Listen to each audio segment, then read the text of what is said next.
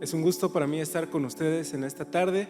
Agradezco la invitación que me han hecho y espero que en el nombre de Dios, en el poder del Espíritu Santo, sea un tiempo en el que todos nosotros seamos bendecidos, seamos confortados, seamos confrontados también por la palabra del Señor y seamos transformados a través de su palabra, que es una palabra viva, que es una palabra eficaz, que es una palabra que transforma vidas. Como ya me presentó nuestro hermano, mi nombre es Raúl Estrada. Realmente vengo desde Morelos.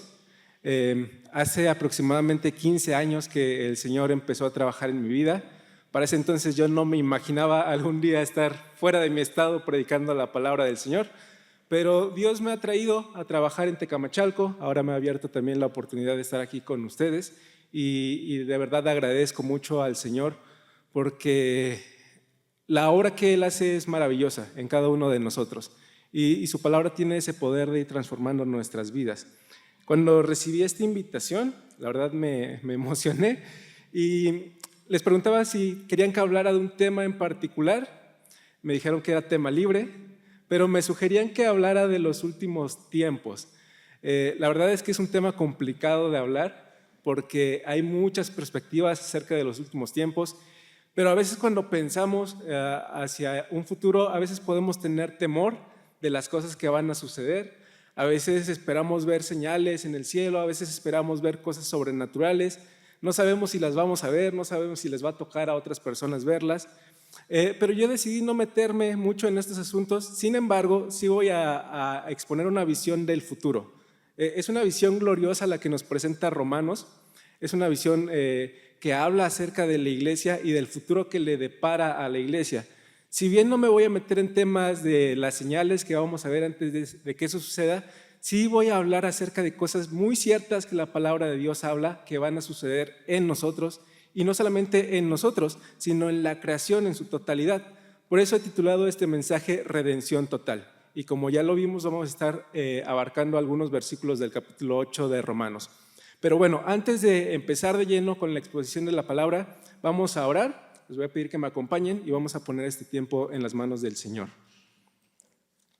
Padre, en el nombre de Jesús, por el poder de tu Espíritu Santo, te agradezco por esta mañana en la que hemos podido alabar tu nombre, nos hemos podido congregar como cuerpo tuyo, como iglesia tuya, Señor, para bendecirte, para alabarte y también, Padre, para ser bendecidos a través de tu palabra, Señor.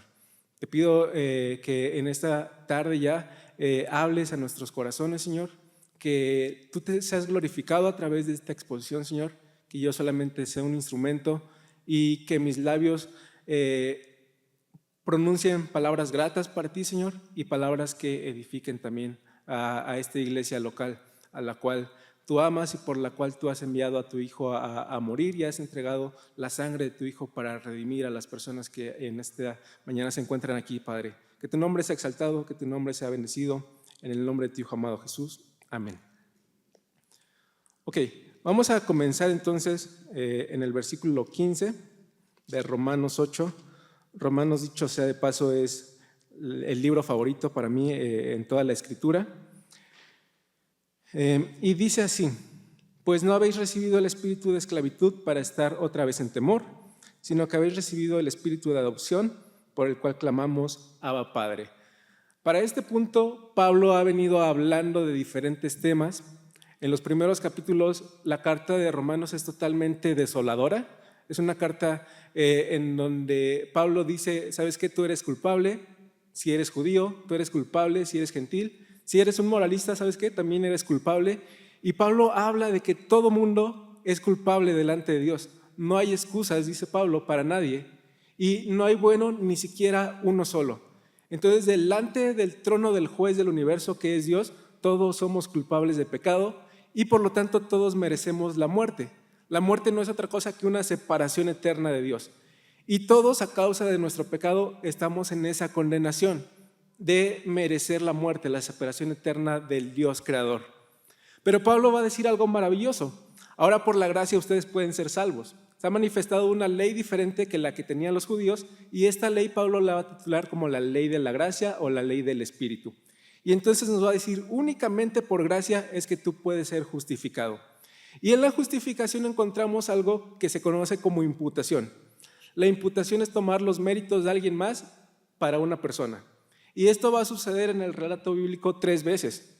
La primera vez va a ser en el Edén, cuando Adán y Eva pecan, y entonces es imputado ese pecado a toda la raza humana. El pecado de Adán se considera como mi pecado también, por lo tanto yo soy culpable. Luego va a suceder una imputación en la cruz. Mi pecado va a ser imputado a Cristo y Dios lo va a considerar como si mi pecado fuera de Cristo y por lo tanto el castigo va a caer sobre Cristo. Y luego hay otra imputación que es la justicia de Cristo a mi vida.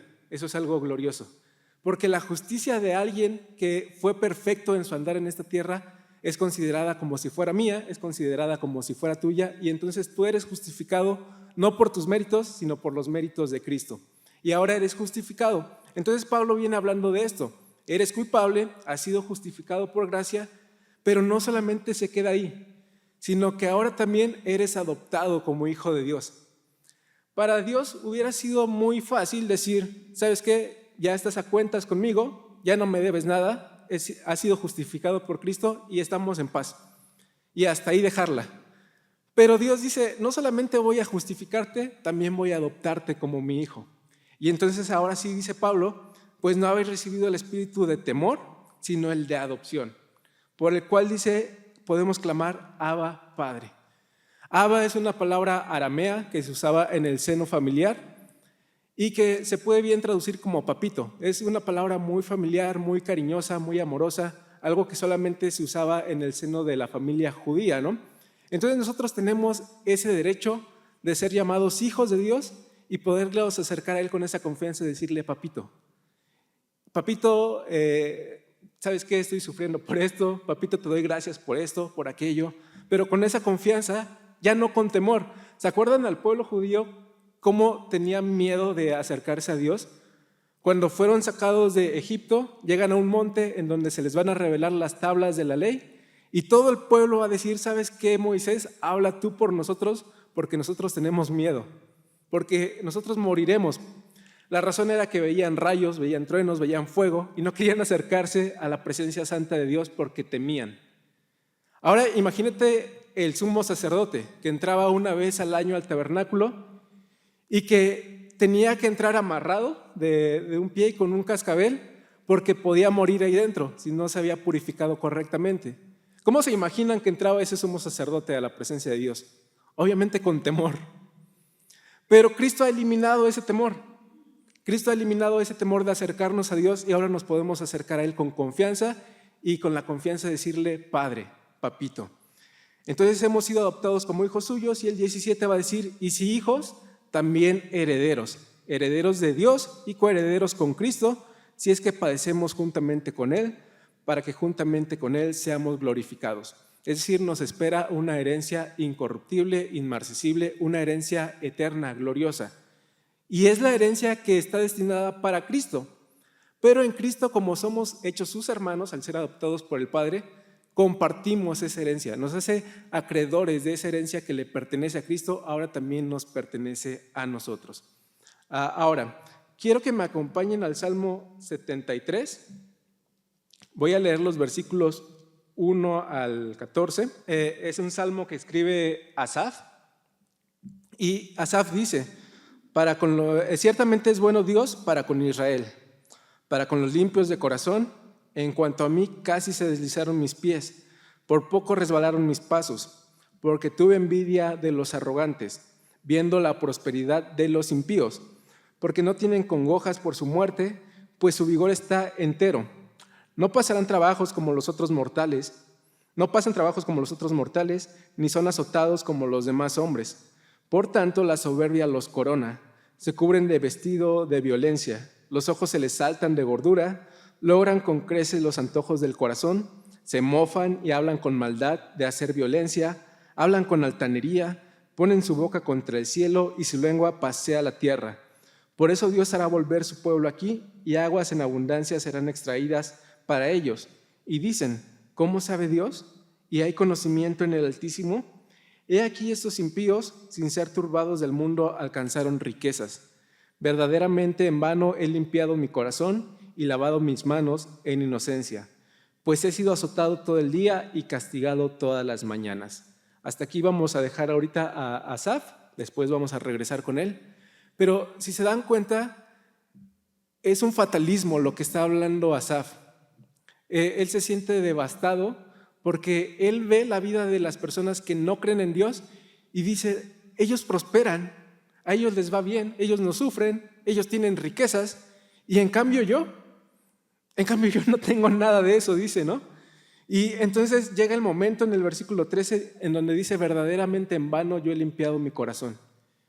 Y yo no sé si a ti te ha pasado que hayas experimentado este sentimiento que estaba en Asaf, de preguntarte, ¿realmente vale la pena ser cristiano? ¿Realmente vale la pena ser hijo de Dios? Porque ya hemos establecido en Romanos que hemos sido adoptados como hijos de Dios. Pero tal vez tú te hayas preguntado alguna vez, ¿vale la pena llevar una vida santa? ¿Vale la pena purificarme? ¿Vale la pena limpiar mi corazón, como lo dice Asaf?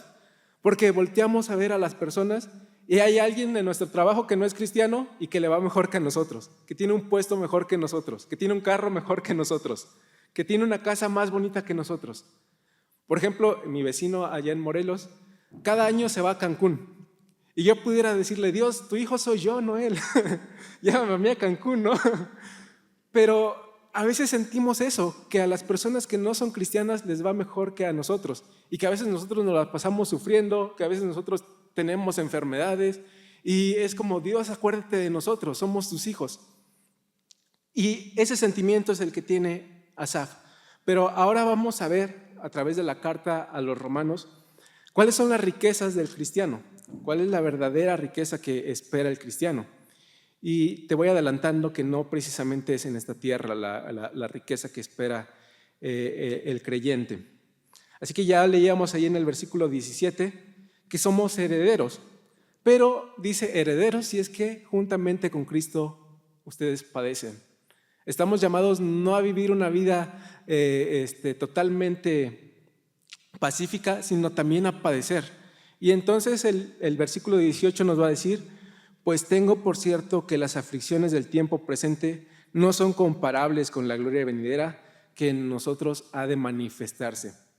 Pablo va a poner en una balanza, ustedes seguramente han visto esas balanzas que tienen dos platos, uno de cada lado, y cuando tú le pones peso de un lado, se inclina hacia ese lado, ¿no?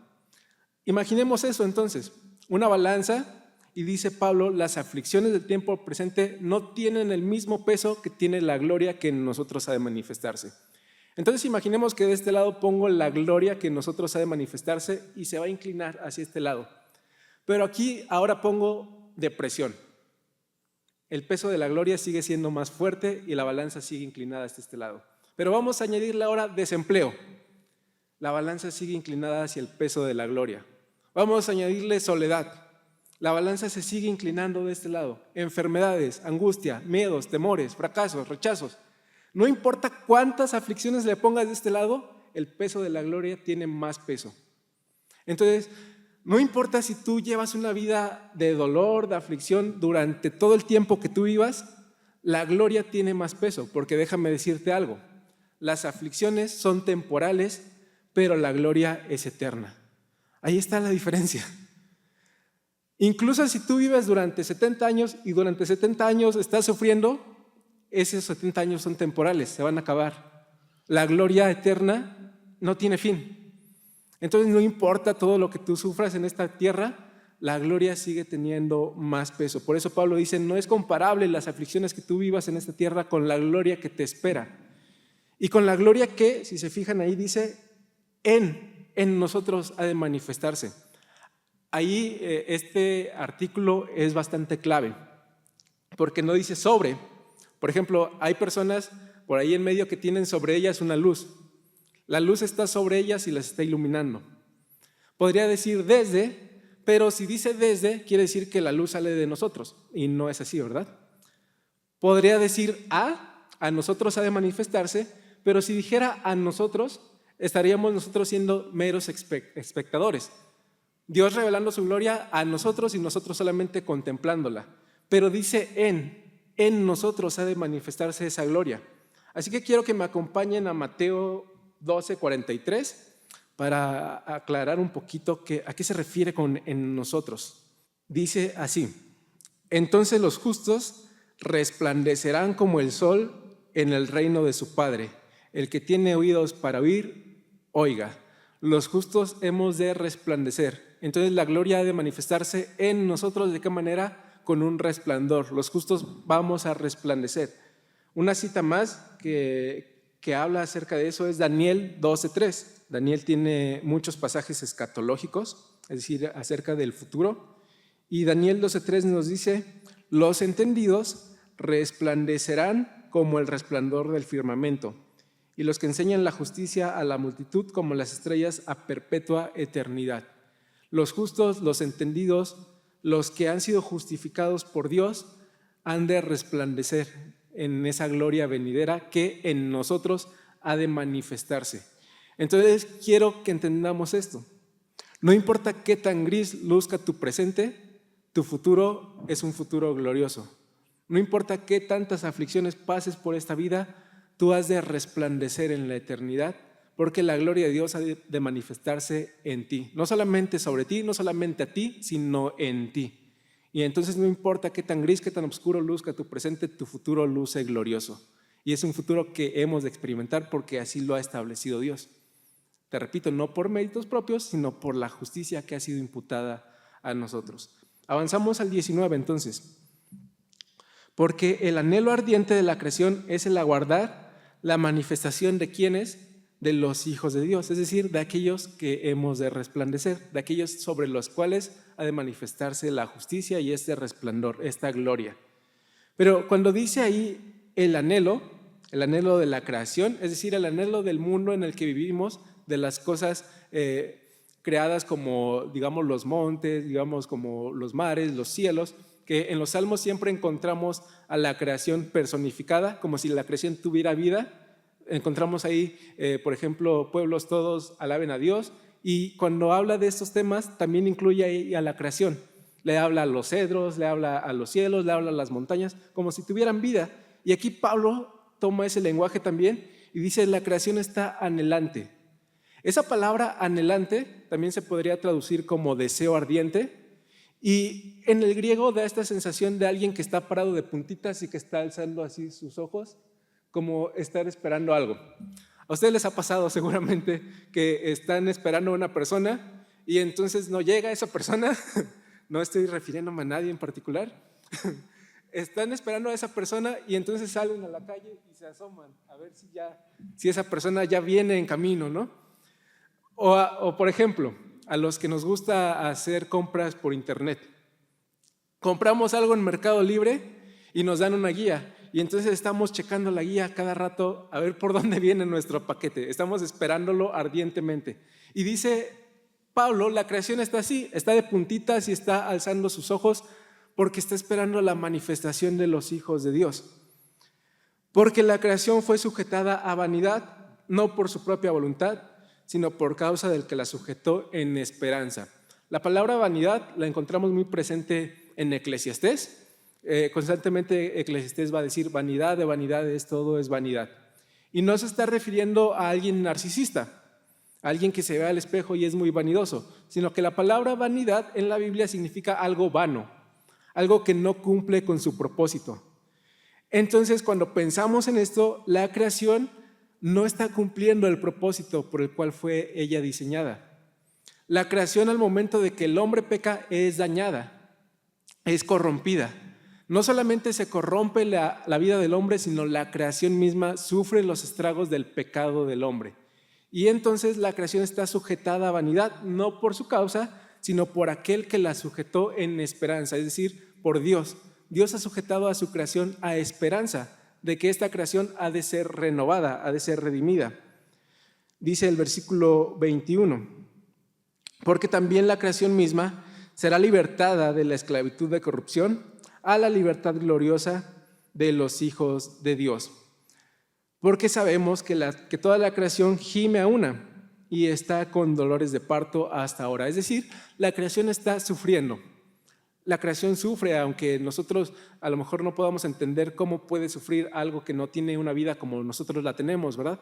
Pero la creación sufre y lo podemos ver, por ejemplo, con los huracanes que hay. Lo podemos ver con los terremotos.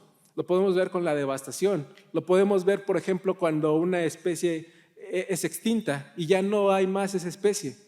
Entonces la creación que originalmente fue creada como un Edén, como un paraíso, ahora está sufriendo.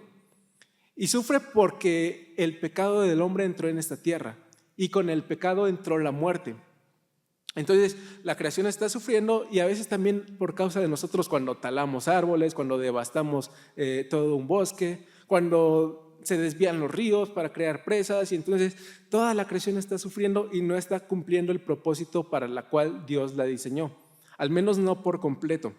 Pero dice Pablo, la creación será redimida nuevamente, será llevada a cumplir el propósito original con el cual Dios la estableció. Entonces Pablo dice, gime a una y está con dolores de parto hasta ahora. Aquí hay algo interesante, porque no dice que está con dolores de muerte, sino que está con dolores de parto. Entonces, un dolor de parto, para las hermanas que ya han tenido a sus hijos, un dolor de parto la entenderán mejor que cualquiera de nosotros. Un dolor de parto es algo esperanzador. Las mujeres aguantan esos dolores porque saben que su hijo está pronto a nacer. Entonces cada vez más se van intensificando más y más los dolores de parto, pero ellas tienen esta esperanza que este dolor va a dar a luz una nueva vida. La creación es eso, no sufre dolores de muerte sino dolores de parto, es decir, dolores de esperanza, dolores de que va a ser redimida. Y aunque ahorita está sufriendo, la creación ha de ser redimida. Si no me equivoco, Juan Calvino decía lo siguiente: la creación está preñada de una nueva creación. Gracias a la redención de Dios va a dar a luz una nueva creación, una creación redimida, una creación gloriosa, una creación que ya no está sujeta a vanidad, sino que cumple ahora sí el propósito por el cual Dios la diseñó. La creación entonces está guardando ese momento. Y si la creación está guardando ese momento, ¿saben qué? Nosotros también deberíamos estarlo guardando. A veces estamos muy cómodos en esta tierra, en este mundo, a veces estamos muy cómodos con nuestras vidas. Y mientras que Juan dice en el Apocalipsis, amén, ven Señor Jesús, a veces nosotros estamos diciendo, no, espérate otro tantito, espérame a que termine mis estudios, espérame a que me case, espérame a que logre esta meta. Pero la realidad de las cosas es que el cristiano debería estar como la creación está, anhelando de puntitas ardientemente esa manifestación gloriosa, porque ¿sabes qué? Tú tampoco estás cumpliendo tu propósito original con el cual fuiste creado, que era tener una comunión total con Dios. Dios se paseaba en el huerto del Edén y Adán tenía una comunicación cara a cara con él.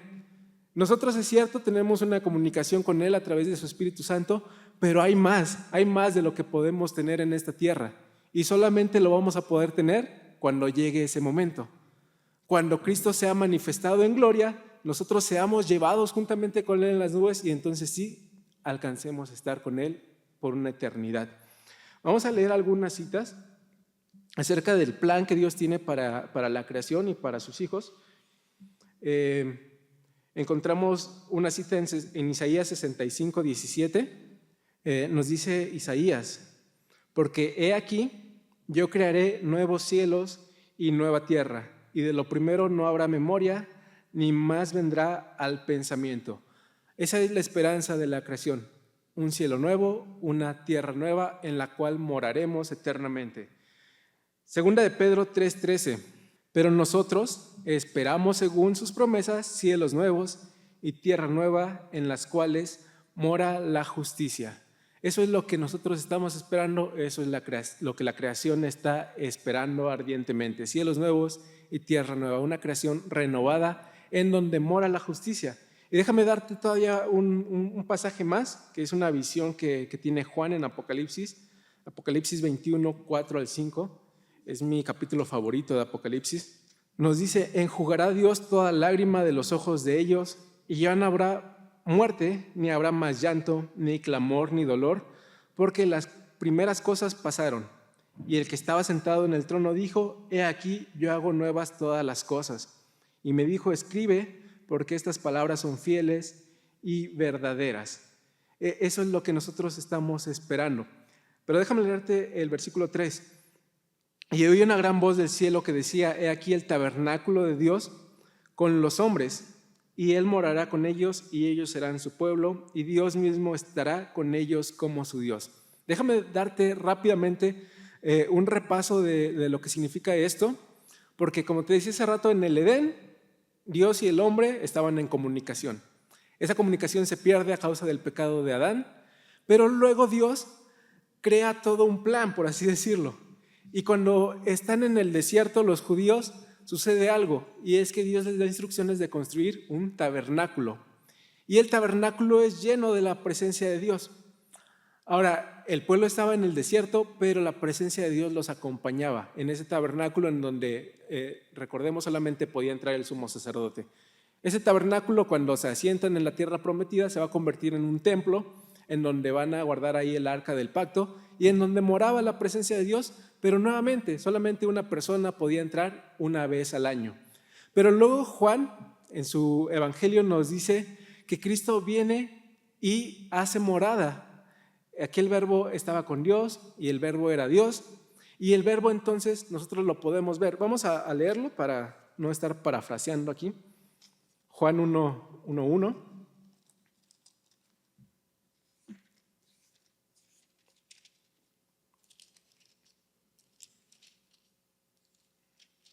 Dice: en el principio era el verbo, y el verbo era con Dios, y el verbo era Dios.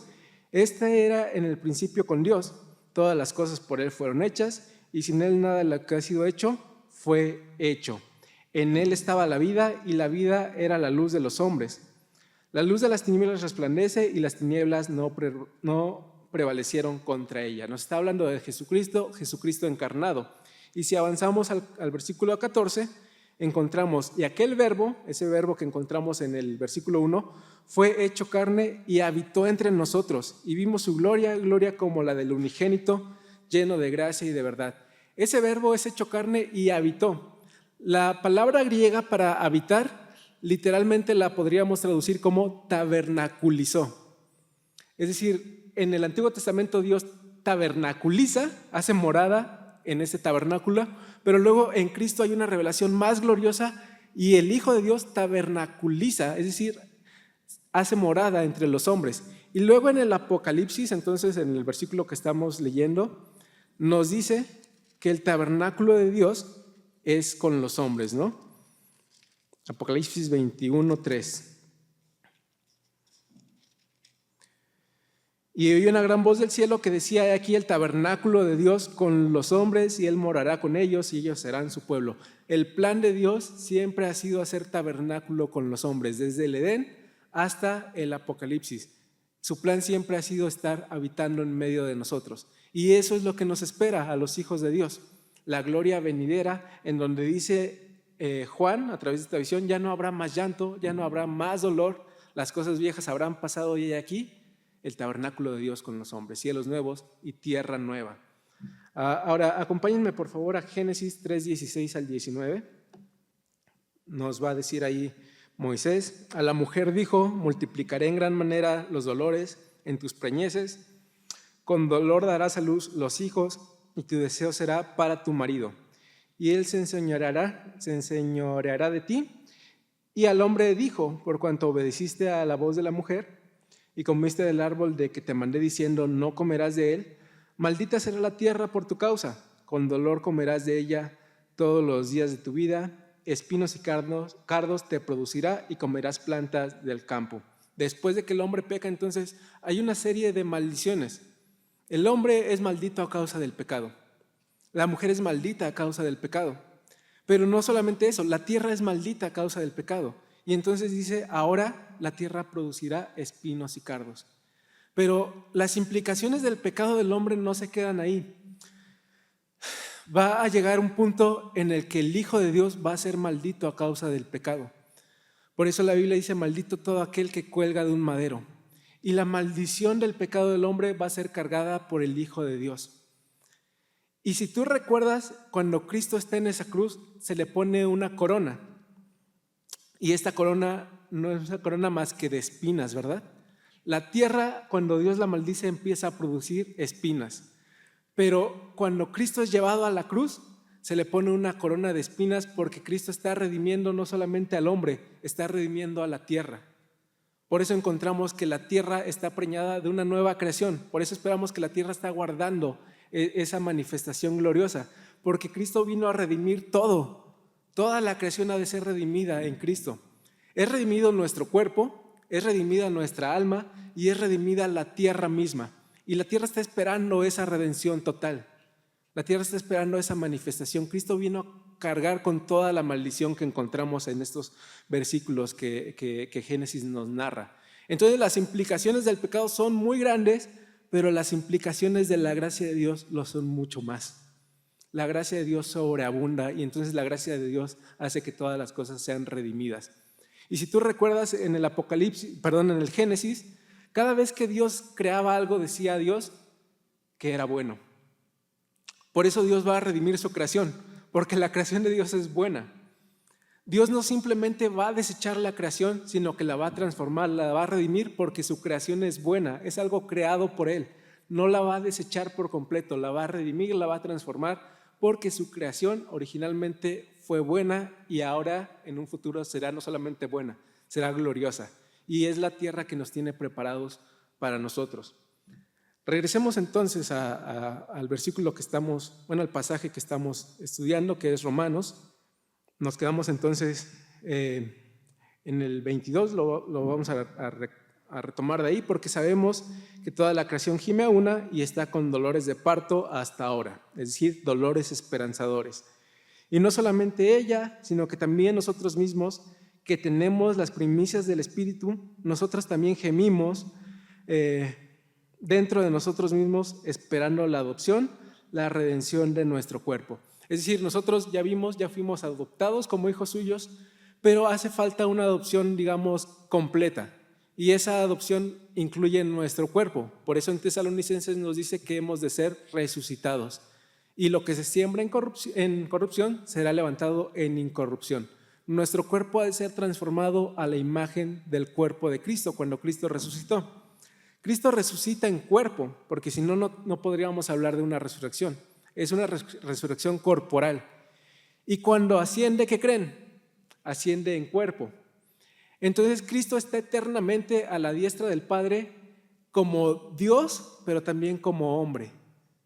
Cristo es Dios y hombre eternamente. Y podríamos decirlo de la siguiente manera: Cristo es el primer representante de la raza humana allá en el cielo y está sentado a la diestra del Padre. Y como Cristo ha logrado que su cuerpo físico esté en el cielo, también garantiza que nuestros cuerpos físicos entren al cielo. Claro que tienen que ser redimidos, claro que tienen que ser glorificados, pero nosotros eso es lo que esperamos ahora. Ya hemos sido adoptados en el Espíritu, pero esperamos una adopción total, una adopción íntegra, holística. Versículo 24, porque en esperanza fuimos salvos, pero la esperanza que se ve no es esperanza, porque lo que alguno ve, ¿a qué esperarlo? Pero si esperamos lo que no vemos, con paciencia lo aguardamos.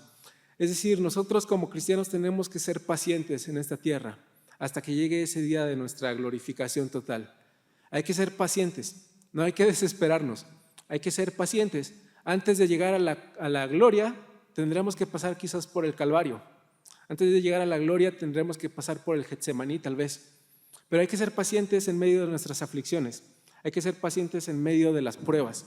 Hay que ser pacientes en medio de esas cosas que nos producen dolor, que nos producen llanto, sabiendo y mirando hacia el futuro, que en ese futuro se acabará todo llanto, se acabará todo dolor y entonces recibiremos una herencia incorruptible. Versículo 26. Y de igual manera el Espíritu nos ayuda en nuestra debilidad, porque ¿qué hemos de pedir como conviene? No lo sabemos, pero el Espíritu mismo intercede por nosotros con gemidos indecibles. Mas el que escudriña los corazones sabe cuál es la intención del Espíritu, porque conforme a la voluntad de Dios intercede por los santos. Seguramente todos nosotros hemos experimentado esa sensación linda, bonita, de que alguien que amamos nos dice: ¿sabes qué? Estoy orando por ti.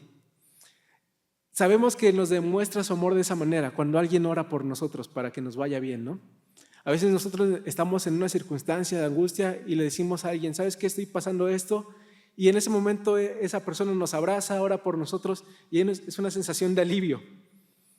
Ahora, hay alguien que está orando por ti y ese alguien es el Espíritu Santo. El Espíritu Santo intercede por ti con gemidos indecibles. Y lo grandioso de las oraciones del Espíritu Santo es que siempre son recibidas, siempre son escuchadas por el Padre, porque dice aquel que escudriña los corazones, es decir, el Padre, sabe cuál es la intención del Espíritu, porque conforme a la voluntad de Dios intercede por los santos. Nuestras oraciones muchas veces no son conforme a la voluntad de Dios, pero la oración del Espíritu Santo siempre es de acuerdo a la voluntad de Dios. Por lo tanto, el Padre siempre escucha las oraciones del Espíritu Santo. Pero no solamente el Espíritu Santo ora por ti. ¿Sabes quién más lo hace? También lo hace Cristo. Versículo 34. ¿Quién es el que condenará? Cristo es el que murió, más aún el que también resucitó, el que además está a la diestra de Dios como Dios hombre, el que también intercede por nosotros. Cristo está intercediendo por nosotros también a la diestra del Padre. Entonces imagínate esto, el Espíritu viene y hace morada en ti y podríamos decirlo de esta manera, aunque realmente Dios es omnipresente y está en todos lados, podríamos decirlo de esta manera, aquí en la tierra tienes un intercesor que intercede por ti ante el Padre, que es el Espíritu Santo. Y en la gloria tienes a otro intercesor, que es Cristo, sentado a la diestra del Padre, que está todo el tiempo intercediendo por ti. ¿Vale la pena entonces ser cristiano? ¿Vale la pena limpiar nuestro corazón? Hay una esperanza gloriosa para nosotros y podemos estar seguros que todo opera a favor de aquellos que aman a Dios. ¿Por qué? Porque hay dos personas de la Trinidad orando por ti y hay una tercera persona que es el Padre recibiendo esas oraciones y haciendo que todas tus aflicciones, todas las cosas malas que pasen, te ayuden a bien. Y entonces te espera un futuro glorioso. Regresemos con el buen Asaf entonces, lo dejamos ahí todo turbado, todo compungido, todo pues ensimismado en sus pensamientos y en estos pensamientos fatídicos, pero vamos a ver ahora con qué concluye Asaf. Era el Salmo 73, hace rato leímos hasta el versículo 14, ahora vamos a leer lo que resta de ese Salmo. Dice: si dijera yo, hablaré como ellos, he aquí a la generación de tus hijos engañaría. Cuando pensé para saber esto, fue duro trabajo para mí, hasta que entrando en el santuario de Dios, comprendí el fin de ellos. Aquí hay un cambio de mentalidad de Asaf. Hasta que entró a la presencia de Dios, entendió cómo son realmente las cosas. Hasta que entré al santuario, dice, comprendí el fin de ellos. Ciertamente los has puesto en deslizaderos, en asolamientos los harás caer. Como han sido asolados de repente, perecieron, se consumieron de terrores. Como sueño del que se despierta, así, Señor, cuando despertares, menospreciarás a su apariencia. Se llenó de amargura mi alma, y en mi corazón sentía punzadas. Tan torpe era yo que no entendía. Era como una bestia delante de ti. Con todo, yo siempre estuve contigo. Me tomaste de la mano derecha, me has guiado según tu consejo, y después me recibirás en gloria. ¿A quién tengo yo en los cielos sino a ti? Y fuera de ti nada deseo en la tierra. Mi carne y mi corazón desfallecen, mas la roca de mi corazón y mi porción es Dios para siempre. Porque he aquí los que se alejan de ti perecerán. Tú destruirás a todo aquel que de ti se aparta. Pero en cuanto a mí, el acercarme a Dios es el bien. He puesto en Jehová el Señor mi esperanza para contar todas sus obras. Fíjense el cambio tan maravilloso que tiene el pensamiento de Asaf. De tener un sentimiento totalmente fatídico, ahora tiene un sentimiento totalmente esperanzador.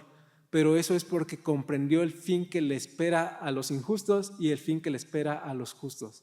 El fin que le espera a los injustos es muy terrible, pero el fin que le espera a los hijos de Dios es glorioso. Entonces él entendió que en esta tierra podemos pasar aflicciones, que en esta tierra al impío le puede ir mejor que a nosotros, pero que en la tierra, en los cielos venideros, va a haber algo totalmente distinto y es algo glorioso lo que nos espera. Entonces dice Asaf: la roca de mi corazón y mi porción es Dios.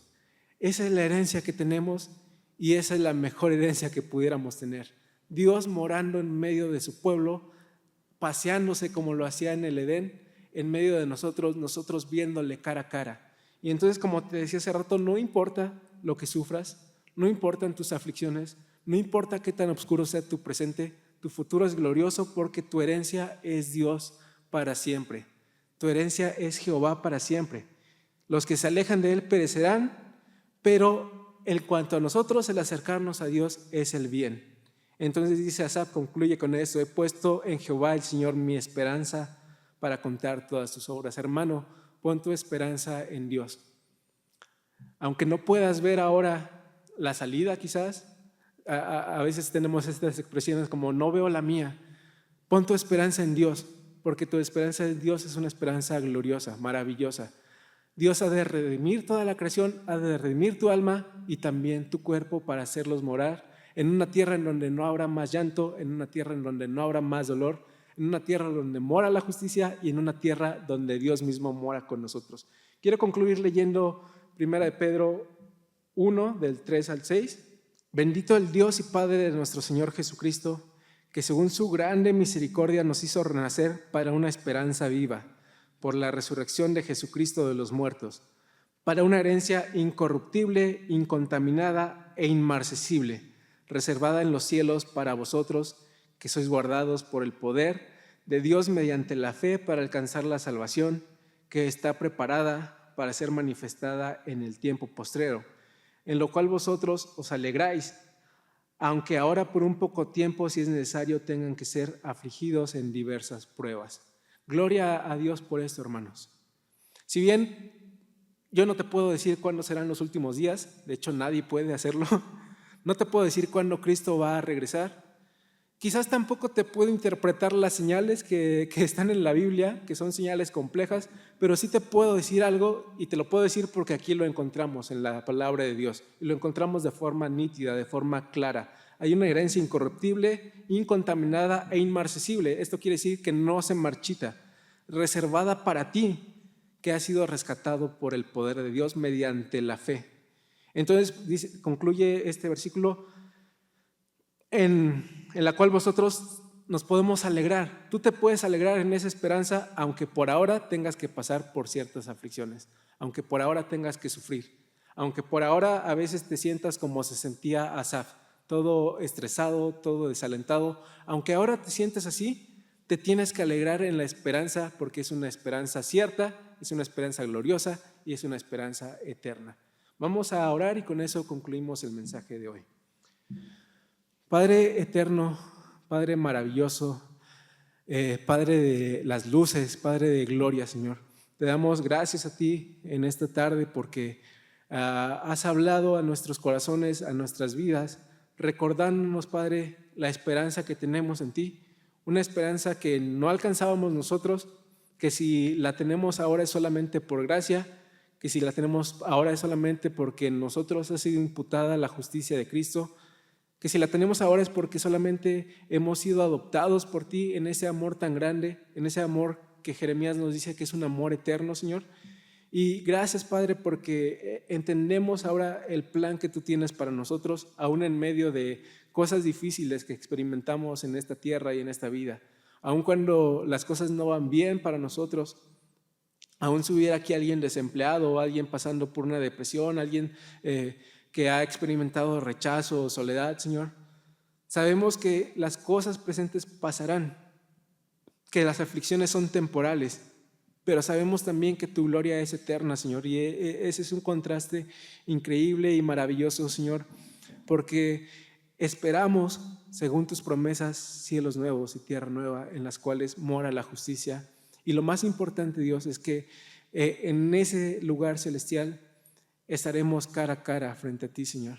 Y seguramente olvidaremos todo lo que hayamos sufrido en esta tierra al encontrarnos contigo, al encontrarnos con nuestro Creador, el Creador que nos ha amado, el Creador que nos ha justificado, el Creador que nos ha adoptado y el Creador que nos ha hecho renacer para una esperanza viva, Señor.